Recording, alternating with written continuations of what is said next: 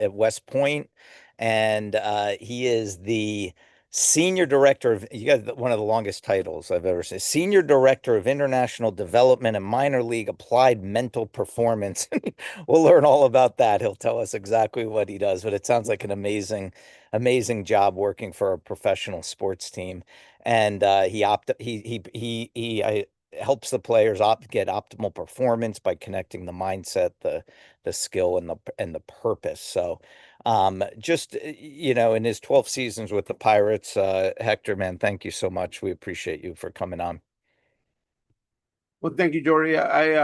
First of all, and foremost, I'm honored for the opportunity to speak with you today, share a little bit of my story, and hopefully be able to give you some ideas and some starting points for some of the questions that you might have in terms of your transition and your journey. Thank you for your service. Thank you for what you have done for this country. And I'm honored to be here. And that long title is the civilian world of telling the world that they're giving you like multiple different hats, probably without giving you the compensation because you can show that you can work it. So that's probably what it is, and that's one of the advantages in transition.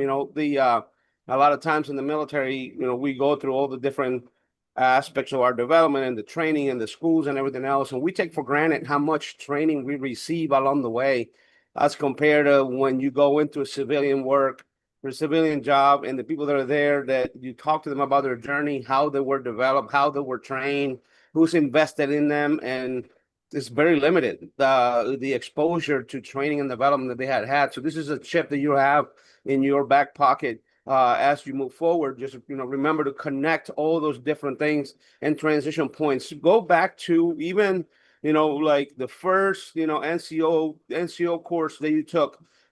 They gave you some foundational leadership strategies. It's probably more advanced than many of the people that you're going to be serving or helping or working with had ever received. So just keep that in mind as you package yourself for that. But I'll tell you, before I'll digress, I'll go and tell you a little bit of my story going into the military. I'm originally from Puerto Rico.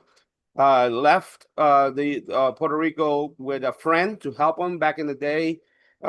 He wanted to get some scholarship money because he couldn't pay for school. So we decided to join as infantry soldiers, both non-speaking English infantry soldiers. He didn't like it. He didn't like the military, so he got himself kicked out on the first week of basic training by lying on some forms. So there I was in Fort Benning, Georgia, going through all of this by myself. But again, we're still good friends to this day. But that's the way the journey started. I spent a couple of years in Fort Benning, and then went back to the University of Puerto Rico and joined the ROTC.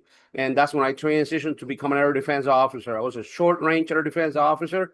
So for those of you who are new or starting, you probably don't remember the Vulcan. The Vulcan was a Vietnam era. That was my platoon leader work. Air defense told me that they were going to have some high speed missiles, and when I showed up to OBC, the officer basic course, they said, no, we never bought that. We just had the display, but we never bought it. You're going to be a platoon leader for a Vulcan, which was a Vietnam era piece of equipment. So we were supporting the mechanized infantry back in the day. And so by the time that the Vulcans rolled into the battle, everybody was already, lights were already flashing. Everything was over because the work was so slow that allowed our department to be, our platoon to be the only one alive in the field by the time that the exercise was over. So, but it was a journey, being in the short range air defense with the missiles and the short missiles that we had, the Stinger missiles. It was a tremendous time when working with them and doing the work that I did during that time. During my time as a company grade officer, I spent time in Germany. We deployed to Bosnia. We did a lot of operations in that space. I went to Korea. By the time that I returned from Korea, they had disseminated the short range air defense part of the system, and they transitioned me into a Patriot to the Patriot system. So I spent the rest of my career doing that. At the same time, I was always in sports. So I was a judo and wrestling athlete in college, and so when I came into the military, I competed in judo for the armed forces. Spent time with them. I was selected to go to West Point as a rotating officer, as a young captain. Spent 3 years coaching the judo team there. That was a different transition. That's where I was first exposed to mental performance, which I'll cover in a minute. But then I left, went, did more air defense things, and then got selected to go back as an academy professor at West Point and spent the last 6 years of my career coaching the judo team and helping officers with the combatives program. So and then when I retired, after I was spent certain amount of years working at West Point, working on the mental performance aspect of things, got my doctorate in sport and exercise psychology. Did a lot of the mind resilient training for soldiers. Then the Pirates were looking for someone to run their international development program. And that's what I started with them in 2013, 2014. I retired, came straight to be a mental skills coach with the Pirates. And then from there, we identified challenges that some of our players had in transition. So a lot of developmental gaps for players in the international market. And let me explain myself when I say that. A lot of these kids, as soon as they show talent, they get removed from schooling, they get removed from all these different scenarios, and they get put into baseball camps. And from there is they get selected to sign as professional baseball players at age 16. So you can imagine everything that you miss from 9, 10 years old until you're 16 years old in terms of development, the things that we're naturally exposed to: school, social emotional learning how to write, learning how to communicate, learning how to negotiate for yourself. All these things were missing on these players in transition. And those very things became things that they will get cut for later. They will put a player, again, we will give them $1 million to sign at age 16. The person who developed them keep 50% of the money. And then, like everybody else, will have their hands on that money as well. And then by the time they got to the US, those shortcomings became things that will derail their careers. Now they get to let's say A ball, and now they have another player that is domestic who has the same level of talent, and then they will cut this player because he couldn't speak English, or because he wasn't processing information fast enough, or because he wasn't used to being a good teammate, things like that. So they'll use that as an excuse. The very same shortcomings that their development gave them is what cost them their career later in the future. So we develop a program, and for the last 10 years, we've been helping players in transition to ensure that when they get to the U.S., the only thing that holds them back is my standard for my department is the only reason a player gets cut is because their talent doesn't play at the next level. That's the only reason. Everything else, we have found ways to provide through mentorship, through connection, through development, through mental performance training, and some of the other things that we do. So that's, in the nutshell, very brief, what are some of the things that I've been doing with the international players in the Pirate system. But now I oversee the domestic mental performance development as well. So, and I'll do it in a very specific way. So I'll probably give you an opportunity to see what that looks like. I don't know how many of you were exposed to master resilience training in the military, but the master resilience training is the foundation to some of the things that we do here with our soldiers when our players in the Pirates organization. Mostly because it is my belief that mental performance is an integrated thing. So if I succeed or fail, I can always go back and see one of the 7 mental skills that get in the way of me reaching my potential. So those 7 mental skills are as follows: motivation, concentration, composure, confidence, resilience, willingness to control immediate gratification, and the willingness to ask for help when needed. Those 7 things can be measured, they can be trained, and can be improved. So because we assess them and we work with them, this resilience aspect of developing these players becomes something that we do as part of our training. So unlike any other baseball organization in the US, which mostly see mental performance as a clinical approach. Player, oh, this guy's broken. He can't focus. Go talk to the mental performance guy. In the Pirates organization, every player from the Dominican 16-year-old to the AAA guy that has been here is 31 years old. Every single one of them have chosen one area of mental performance that they want to work on and improve that season. So again, that intentionality is what helps us separate ourselves in our development system. Now the decisions and what happens, and I heard you talking about baseball at the beginning, but what happens at the highest level is a completely different thing because that's a money driven thing. Since we don't have a cap, like the teams that can spend more money can get the best talent, and the teams with less money has to develop their talent. And then if we don't pay them, they'll go somewhere else, and then so that's just the way it works. But I would say that our team consistently has been in the development side on the top 5 minor league systems over the last 10 years because they invest in working and helping players to get to the next level. So again, I was exposed to this mental performance approach when I was a young captain at West Point. I stopped competing judo. I did the second military war games, and I said, you know what, I'm done with this. I can't do this anymore. I want to coach. And I was so excited that I was going to, because I had all the technical things. I knew I was being trained by a Japanese sensei. I knew exactly what I needed to teach. And then I showed up and I had 27 people in my team whose level of motivation wasn't even close to what my motivation for judo was, mostly because judo gave me a view to the world.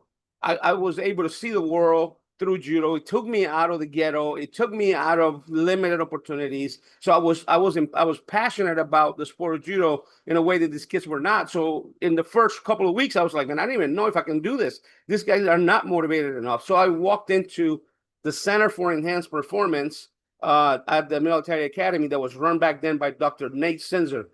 He has a tremendous book out. If you want to read it, it's called The Confident Mind. So if you want to read his book, I think I'm telling you is one of the best in terms of organizing your mindset. But like I went there and I said, hey, I need your help. Do you have anything for coaches? How can you help me understand how to better be a better coach, connect with my team, build a winning culture? And he was like, yeah, we have a course just to get all the coaches trained up on mental performance. So I joined that and immediately I was bought in. I was like, this is it. This is the aspect of what we needed. This is what I needed. And I started working on my PhD on my own.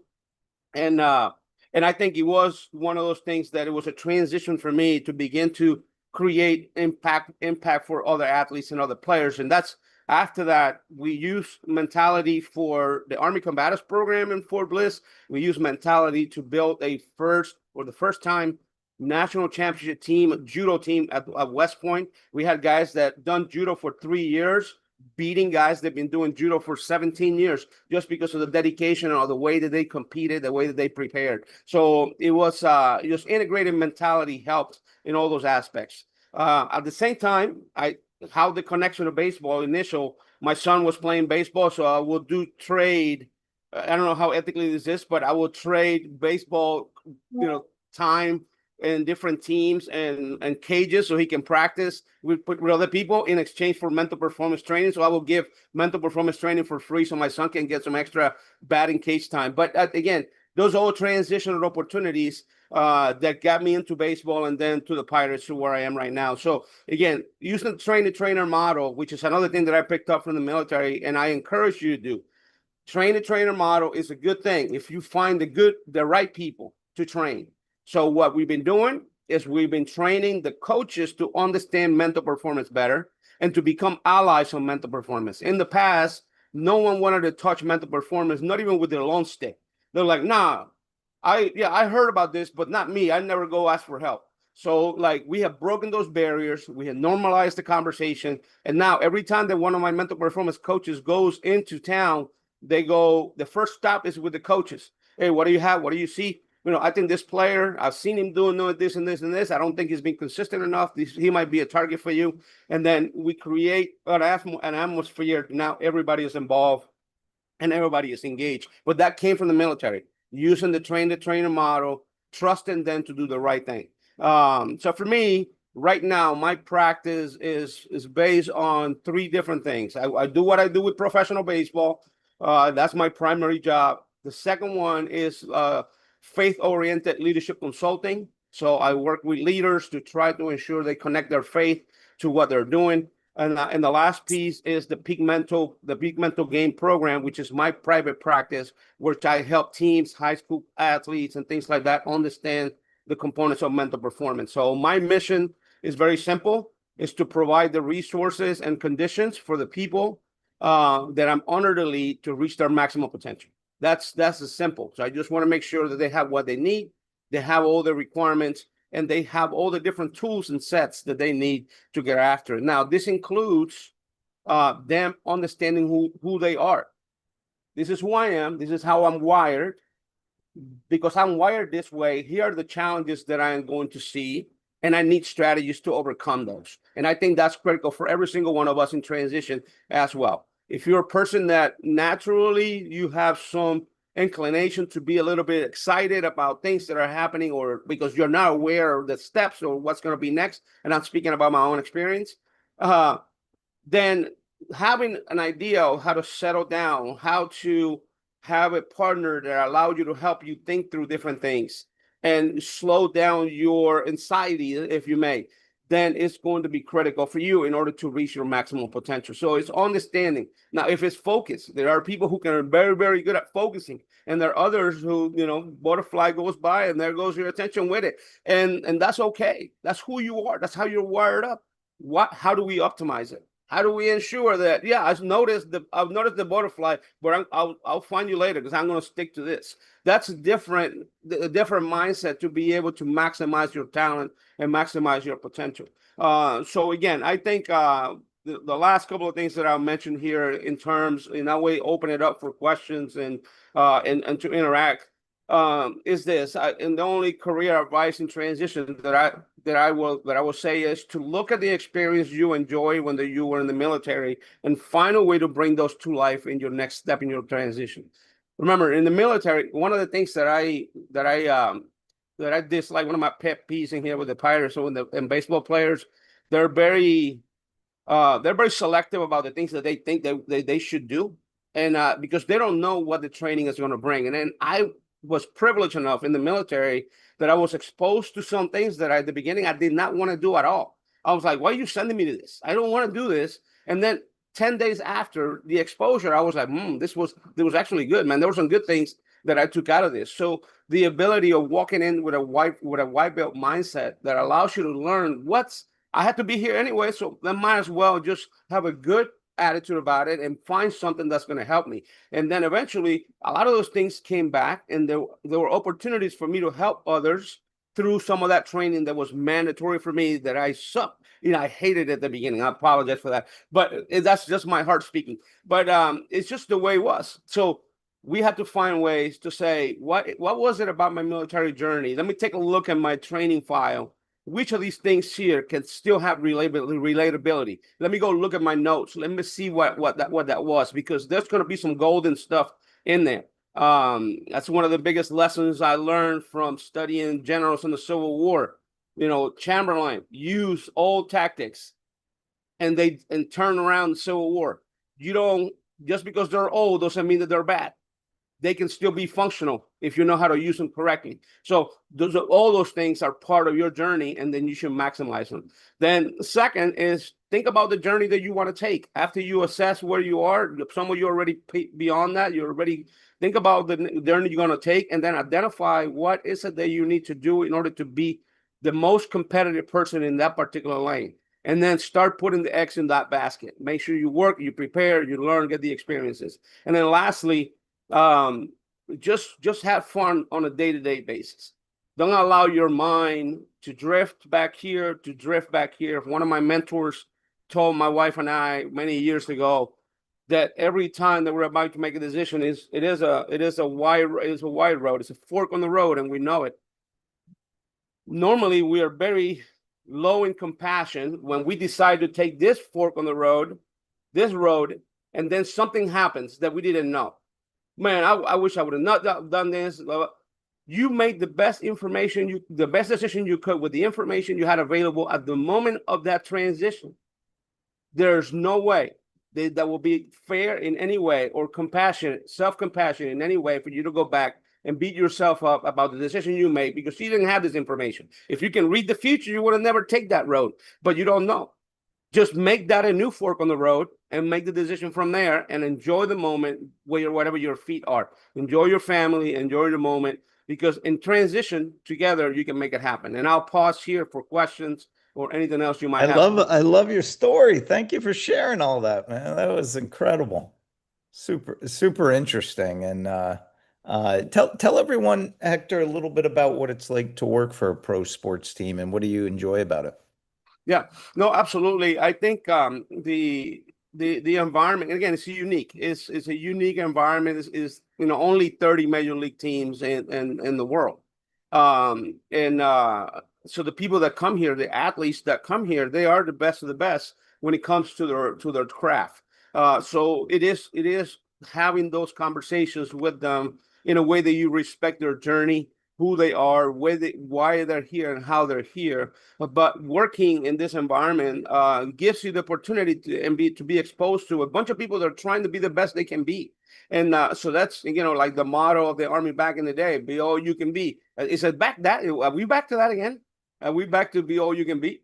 Because that was that was the 80s back in the day. At some point we went to the Army at one or something. I don't know what that was, but at least back in the day, everybody's coming in and they're thinking, hey, how can I maximize this opportunity? And that's what you get in this environment. And not until you step out of it and you begin to go advise people in other organizations, as I mentioned, you don't realize how good the people around you are and how much they really crave becoming better and getting better. So that's the uniqueness of it. Now, at the same time, there's always some drawbacks. There's a lot of turnaround.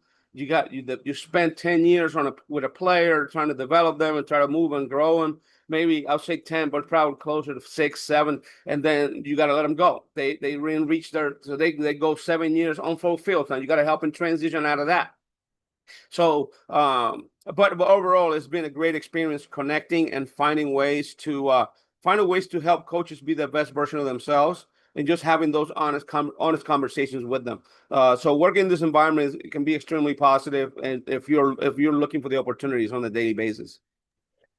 Can you tell any of your favorite stories about working with some of the players or, more specifically what you do with them and how do you help them become better versions of themselves?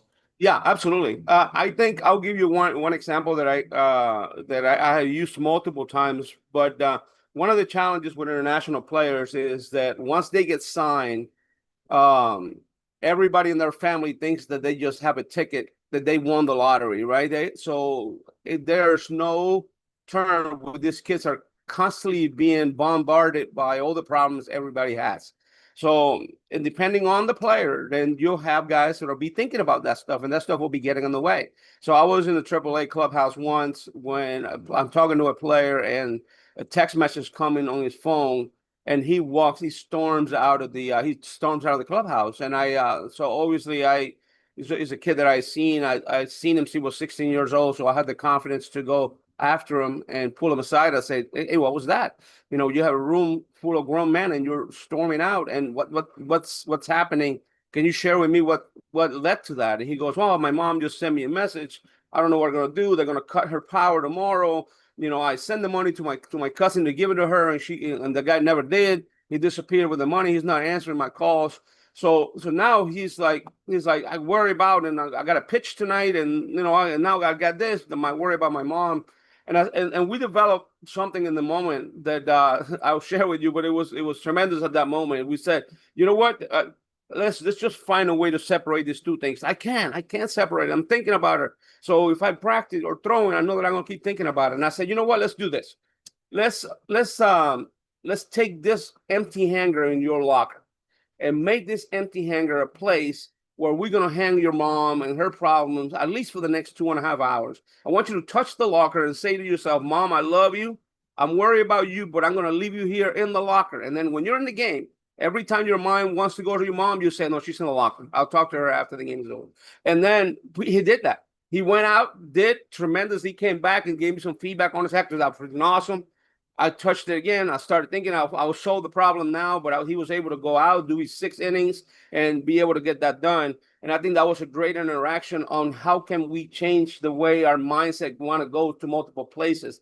We got to have a strategy to recognize that our mind loves to travel forward loves to travel to the back, but our body needs it right here, right now. So we have to do everything we can to be in the moment as we go through it. Make sense? Yeah, that does, man. That's a great. Put up your hands if you want to ask Hector any questions, and we'll get to you. But No, yeah, no question, no questions that about Paul Skeens. about what? Paul Skeens.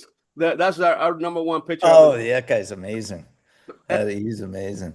I am going to I'm going to hand it off now to Larry West. Larry, you ready to jump in? We got a Pittsburgh native who wanted to help MC the rest of this. So, Larry, I know Larry has a question for you to start it All off. right, Larry.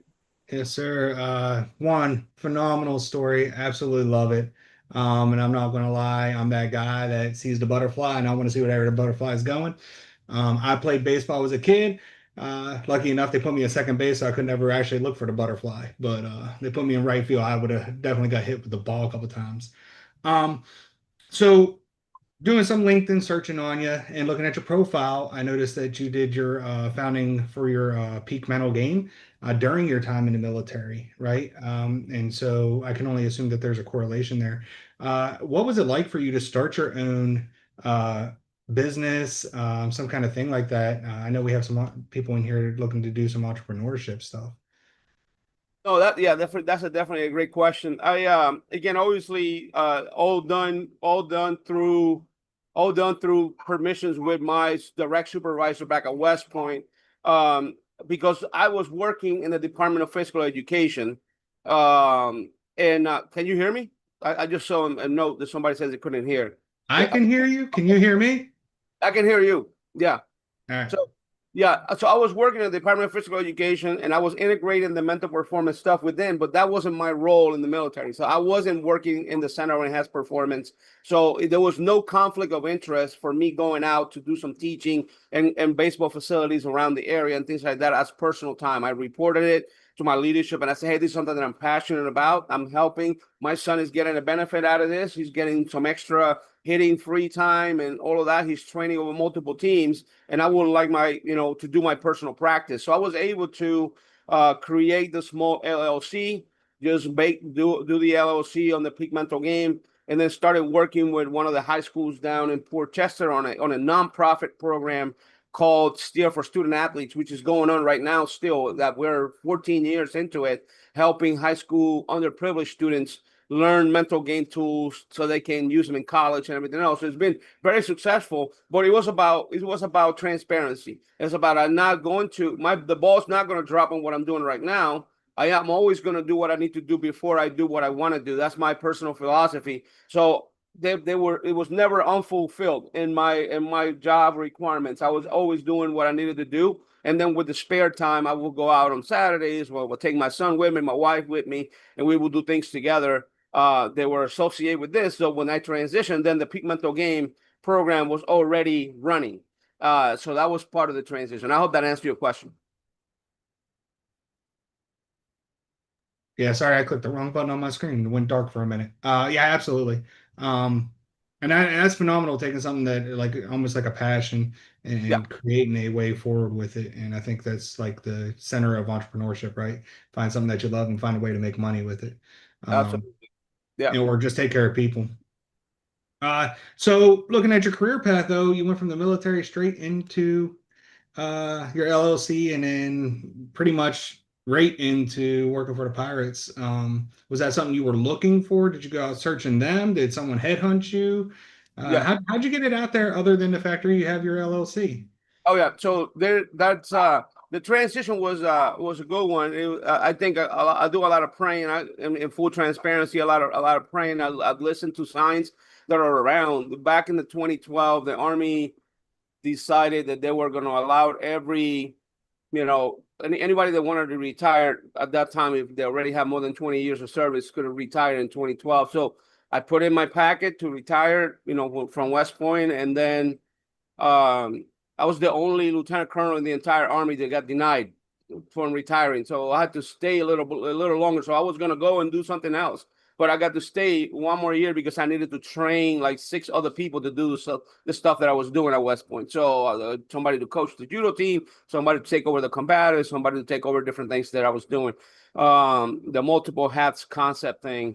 But in 2011, the Pirates came to the Center of Enhanced Performance and to talk about what they were doing. How they were integrating mental performance. And my neighbor, who was the director of he was the director of the Center of Enhanced Performance at that moment, he sent me a text that morning. He said, the Pirates are here today, and they're going to at 10:30. They're going to talk about how they're integrating mental performance. I know you like baseball. You're into baseball. Do you want to come and be part of that? And I looked at my schedule. I was like, nah, there's no chance. I'm taking that time to do this and that. And so, thank you for the invite. But like, here comes 10:15, and my stuff started to clear up, and I said, you know what, I'm gonna go listen to these people. So I went and sat down for an hour, and they were talking about how they were integrating everything and how. So I asked them questions about what are you doing with your international players? And then their answer was, no, we're not doing anything. Right now, we're not doing anything because we just translated the information. We have 2 mental skill coaches, and they're both domestic English speakers. So they translate through the coaches. So they're not doing anything specifically. Oh, okay, that's good. You planning on doing anything with them? And they said, well, I'm pretty sure in the future we will. So I took their business card. This is 2011. Put it in my notebook. Put it in my shelf. Then when I'm exploring my retirement again, I'm cleaning my office, and this card falls out of on my notebook. Bernie Holiday's card. And so I sent him a message. Say, hey, 2 years ago you guys were here, and you said that you were going to expand the mental performance to the international place. And this sounds crazy, but he replied back immediately. He goes, Hector, what a timely greeting. We just got permission to hire somebody that speaks Spanish to help us with the Spanish population and the Pirates. And this is 2 years later, man. I just happened to be cleaning, and this cart falls down. So my wife and I was like, hey, this must be a sign from above that this is something we need to do. So I sent them a message. I threw my name in the bucket. And then about 3 months later, they called me back to go to the Dominican to go against other 4 people that were interviewing. But the other guys that were speaking, they were only talking about different sports. They were talking about soccer, and they were talking about guy from Spain was talking about like luge or some other sports. And I was over here, and when I came in the last day, I talked about baseball. I was straight talking about baseball, how I've been helping college kids and travel kids. And the coaches in the Dominican, they told Bernie Holiday, this is the guy we want. And they told me before I left, say, you don't have to worry about anything. You're our guy, and we're going to recommend you because we already saw the other 3, and we don't want them. So the Pirates a month later made me an offer, and I went directly from. As a matter of fact, when I was in terminal leave, I was working already for the Pirates during that season. I was on terminal leave, and I was part-time working with them during that terminal leave during the season, doing small visits to Florida and things like that. But immediately after I was done, then the next day was my first full day with the Pirates as an assistant to the mental skills coach. And then from that, a year later, the director of international experience or cultural initiatives, and then 2 years later, the director of international development. So it's and that's what it's been for the last 8 seasons. Is that program Pittsburgh specific? Is this something that the entire league has actually started to adopt? Some of the other teams are trying to emulate. So they're trying to find ways to create. And they are. I think some of them are getting close to establishing and adding more people. But they don't have it the way we have it yet in terms of play. And we see the difference when players transfer to us, halfway through their careers. So the developmental gaps are still present. So we got to work, in collaboration and building trust, because the older you get them, the harder it is to build the trust, So when they're young, you can sell ice cream to this escalator. So I'm sorry for the corgi here. Well, if anyone else has questions, please raise your hand. We'll get them in there. So with the other teams starting to do this type of thing, is there like progressive league talks where it's a league program and taking it out of the hands of the different organizations?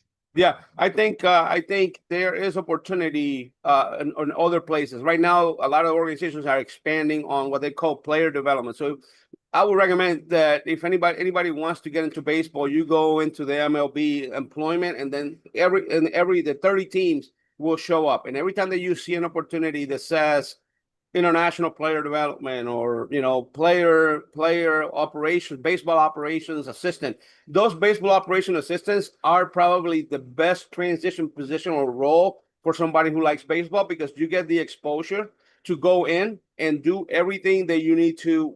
It's like you'll be helping the analytics, you'll be helping the baseball field, you'll be helping on the mental performance guys, and then at that time where you'll be able to see how that grows, and then they'll give you an opportunity to expand. And if you show what you can do, mostly, people in the military, people who have experience, professionals who know what to do, they can be counted upon and be reliable. Those guys end up, being renewed and regular positions. So I think, again, MLB.com, and on the bottom of the page is one that says employment opportunities. It takes you to the 30 team pages for employment, and then you can go by one team at a time and begin to see what are the opportunities. And again, for me, it's 1 foot in is a good thing. So if you're transitioning in and you find something in the office or ticket sales or whatever, you're in within the organization, and then from there you can market, network within the organization, and try to find ways to connect. Awesome. Hey, Jesse, go ahead. Hey, Dr. Hector, thank you for coming to speak to us today. My pleasure. Hey, I really like your story about telling your athlete to put his problem in the locker, man. I would have loved to have heard that when I was still in the military, man. I think that would have saved me a lot of headaches and heartache. That's awesome, man. I'm definitely going to share that if you don't mind. Oh, absolutely. It is ours to make other people better. So you feel free to share it. Yeah. Thank you. So my question was, you were talking about like Civil War history, and it made me think about a book that I heard on audiobook. It's called The Killer Angels. Have you heard of it? Yes. Yeah. Yeah. That very book is what that story of Colonel Chamberlain is. Okay. And so I was wondering if you've ever encountered a situation kind of like Pickett's Charge, where you have a leader who has a really bad idea, but is kind of stuck to doing that, with General Lee and all that stuff. And I wonder if, how would you have handled, or if you've had a similar situation, and how did you handle it? I'm pretty sure every single one of us in this call will give us, 10 different stories about leaders with bad ideas. But I will share. I will say that at times, as a subordinate leader, sadly, the only thing that you can do is inform them of the possible negative outcomes of a particular situation.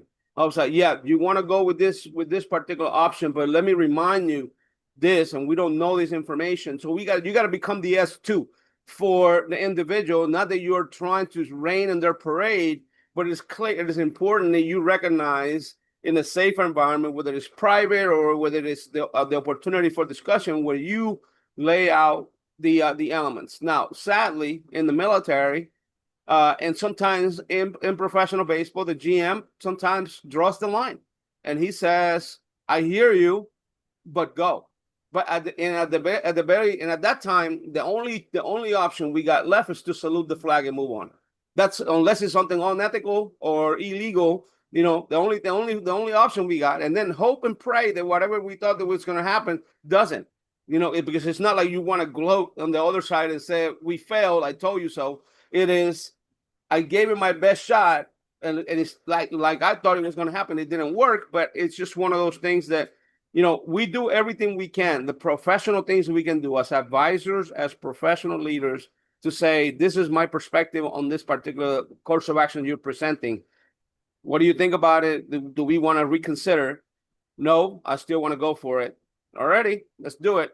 And then at some point, just making a mental note so that when you are in charge, you get the opportunity to listen to people's perspectives, gather all the data and information before you make your own decision.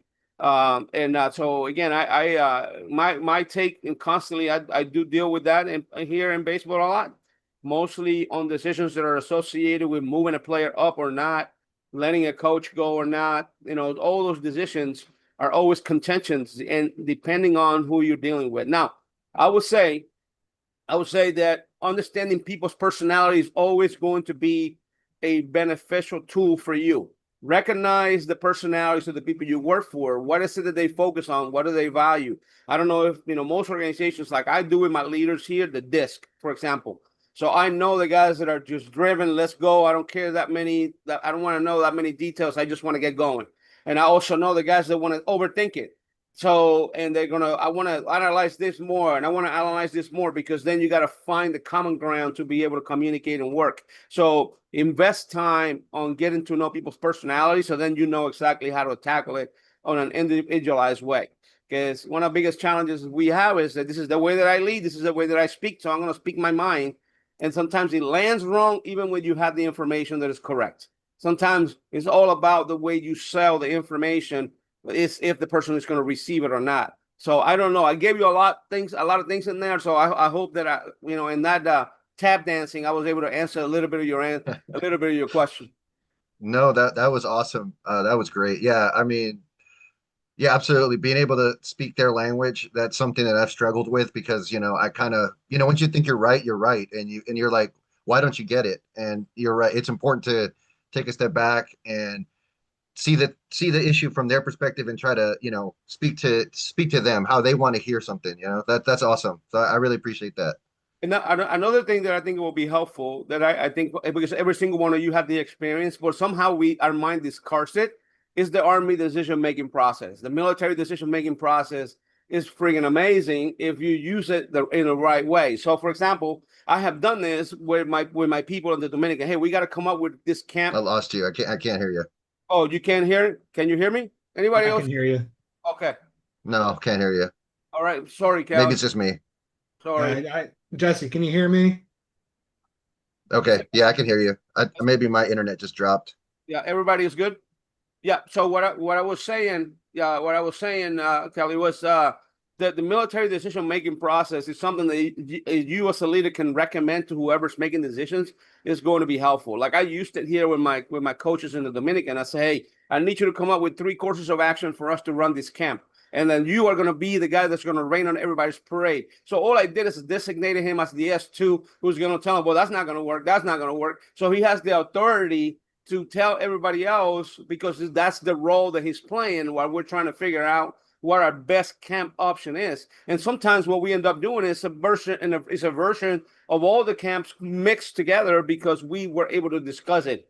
But at this stage and age, with as many leadership courses that are out there, books about leadership, I hope that there's the amount of people making decisions on the fly just with their gut without including people around them is minimal. But I know that I'm wrong, but that's what I wish for,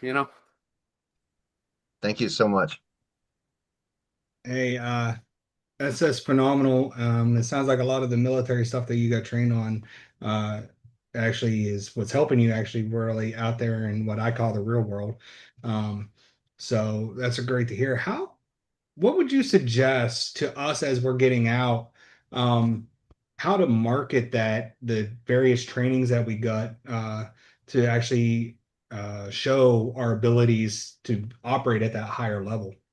Yeah, I know that the organization already, which by the way, is a tremendous, 7 Eagles, and the way that this organization try to set you up for success is amazing. I'm inspired by the mission and the vision. But I think it's all in the resume building.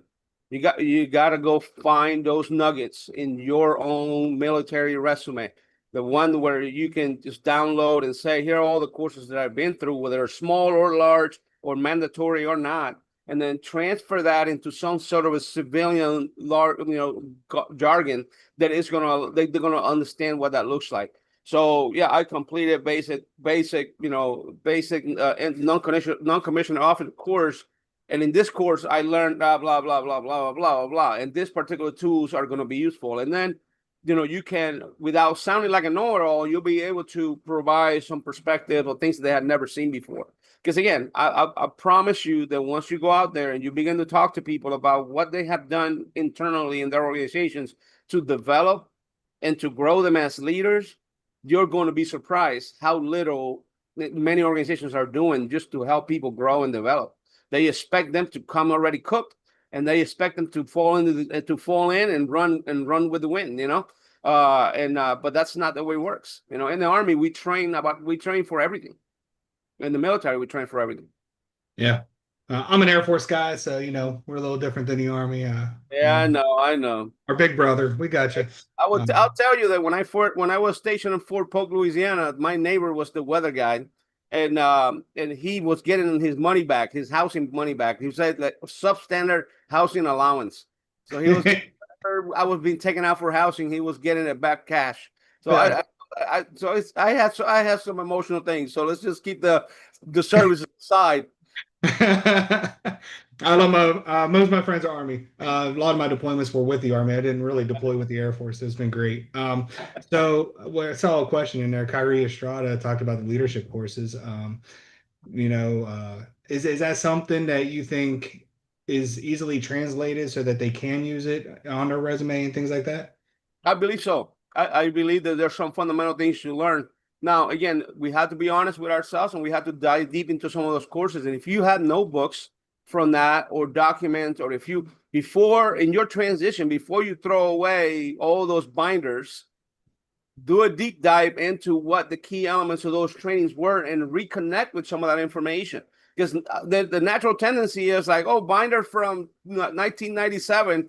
Wait, whoa, what a second. What notes did I take on that particular meeting?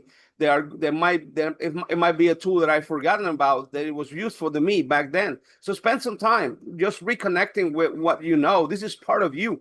Sometimes it's just hidden because you have not been using it on a daily basis. So it's important to just kind of find a way to connect it. Yeah, I appreciate that. And I think you're absolutely right. There's that brain dump mentality. We get to a point, drop it, throw it out, move on to the next. I think that's just the military march. Keep going forward and never go back. That is true. So that's phenomenal. Sir, we're coming up about 10 more minutes. Is there any pieces of wisdom or nuggets? You talked about the stress as transitioning out, the worry, and things like that. Is there any good nuggets you can give people right now, more specifically me, as far as just how to actually just relax and have a little faith in there? Yeah, I think one of the biggest challenges I saw a comment there from Kyrie. It says NCOA and train the trainer about to get civilized quick. I love that. I'm gonna give her a love on that. All right. So, I think I gave the advice I gave before of recognizing and reconnecting with some of the information that you have learned in the past. I think it's going to be extremely useful. But when it comes to mental performance tools and strategies, there's two key things that I think that you have to keep in transition. Number one is the mental tool of mindfulness. Mindfulness, a lot of people in the military see it, not only in the military, my players, my professional players or Olympic athletes, same challenge. They see mindfulness as, well, you're telling me to focus on this, but how this is going to help me. So like me looking at the ocean, going back and forth and listening to the sound of the ocean is not helping me in any way. But that's not what mindfulness is supposed to be. Mindfulness is supposed to be you following that task to recognize when your mind floated somewhere else. So let's say, my task on mindfulness, I selected a 5-minute mindfulness activity on YouTube and I'm doing it. And for this 5 minutes, which right now in today's society feels like an eternity, because every 15 seconds you get a new TikTok video. So like 5 minutes seems like a very long time. But what you're doing is dedicating 5 minutes to train the capacity to recognize when your mind is no longer where it's supposed to be. So let's say the task is me looking at this candle, the candle flame. I'm looking at the flame and I'm looking at the flame and I'm staying on the flame and I'm going to stay on it for 5 minutes. But then 3 minutes into it, my mind is like, remember, you had lunch, you got to stop in here. Remember, you got to pick up the, whoa, whoa, whoa, whoa, where you going? You need to be looking at the flame. Get back here without judgment, without being angry with yourself. Just bring it back and practice the capacity to stay in the moment. As I said before, our mind loves to time travel, likes to go to the back to look for things, likes to go to the future to predict things. But none of those two things we can control. We can only control the ones that's right in front of us. So practicing mindfulness to me is the biggest. And I gave all my athletes a challenge this season: 5 minutes of mindfulness for the rest of the off season. So when you come back over here, you can be more focused and more ready to compete for spot. There's 17 other guys who are going to be going for. So practice that. If you take one thing from this session today, is try to find a way to commit 5 minutes a day to train the capacity or the skill to be in the same moment, in the moment where you need to be. The second thing is about recognizing your own energy level. For us to operate, we, on a scale of 1 to 10, in order for me to be functional and do well, I need to be at a 9 of a 10. I know that if I'm at 10, I'm yelling at my dogs, I'm running around, and I'm frowning at people, and I'm very snappy. So I can't be at 10. I got if I recognize that I'm about to go into a work environment and I'm at 10, I need to do my breathing. I need to find a way to calm down. I listen to calm music on the way to work because I need to bring myself down to a 9. If I woke up and I was a 3, then I gotta get some things going. I gotta get my PT in the morning. I gotta go elevate. I gotta do something that's gonna elevate my energy to at least closer to an 8 or 7 before I walk into work, so I can be at the best capacity that I can be. Now there are things that distract me away from that 9. So things that happen, things that people say, because I'm a little agreeable. So remember, understanding yourself. That those things tend me to elevate to 12, 13, 14. So I need to figure out a way. Okay, here comes this guy, which I know that he has nothing against me. I have nothing against, but if he's in my same space, breathing my own air, I'm already a little bit uncomfortable and edgy. So he hasn't even said a word yet, and I'm already all fired up about it. So, just because of the relationship and experiences we had. So what am I going to do to, when he walks into the room, be able to keep myself calm, create some space between my response, his statement. So just knowing where your red lights are. What are the red lights that are going to elevate you and take you away from your number? So I hope that makes sense, because again, we all have a different number to compete, a different number to perform, but you need to recognize what that number is. And if you don't know what that is, then you have to ask yourself, what is it that I look like when I am doing my best? When I'm doing my best work, what's my energy level like? And then that's the number. That's your number. That's where you need to be. Then recognizing if you're up or down, then becomes your daily task. I appreciate that.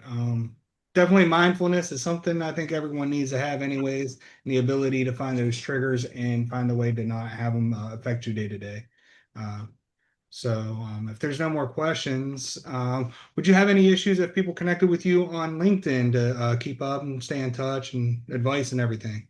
No, feel free. We're on one big family. The people who serve this country as not as many as we think, because we're in that formation every day. We think there's a lot, but then you walk out and then you recognize how few people are willing to sacrifice or give up their journey, their life to defend this country. So we need to stick together. We need to work together. So if you want to reach out, if you want to find me on LinkedIn and connect, feel free to do so. I'm here. We can kick it around. I wish you the best in your transition. And also, if you went through Army Resilient training when you were in the military, or any of those, whatever the service was, their version of it, let me know when you connect with me. Hey, I was one of those, because you never know what we can come up with later that can help, the next generation. Mike, you got a question? We got about 6 minutes. No, good. Dr. Hector, thanks for being here. I actually just jumped on. I just got off of a screening interview with the holdings company that is got about 43 teams in the minor leagues. And I'm a baseball guy, so I had to get on here and say thank you for representing baseball for sure. I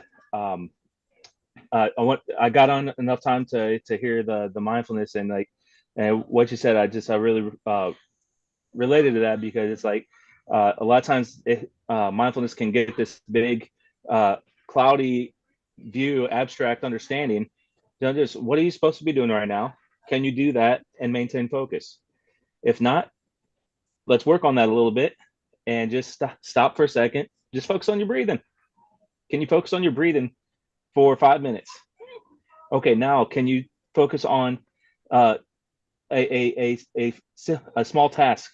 Can you focus on that for 5 minutes? And then can you focus on for 10 minutes? And all of a sudden we get a lot more clear and a lot more centered. Not unlike how many baseball players have to get as soon as they step up to that plate.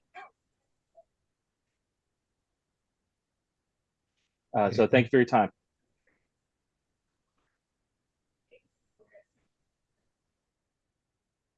Oh, Hector, I think we may have dropped you. Yeah, no, I think I'm still here. Okay. Can you hear me still?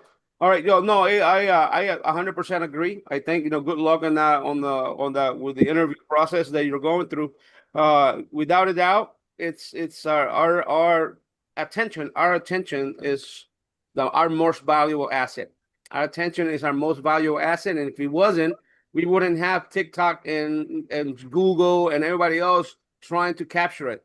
So how do we protect it? We protect it by recognizing what our mind is, and then from there continue to advance and develop and just trying to maximize the quality of our work. But recognizing this, keep this in mind, because I think it's something that we sometimes don't want to accept, and that is you got time. Yes. Got a hot mic. I'd like to get my tires rotated, balanced, Someone and got a hot probably in mic. alignment.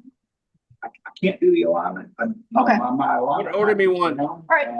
I Hey, can do the Diane. balance and stuff for you and the rotation. If you Yeah, want. that's fine.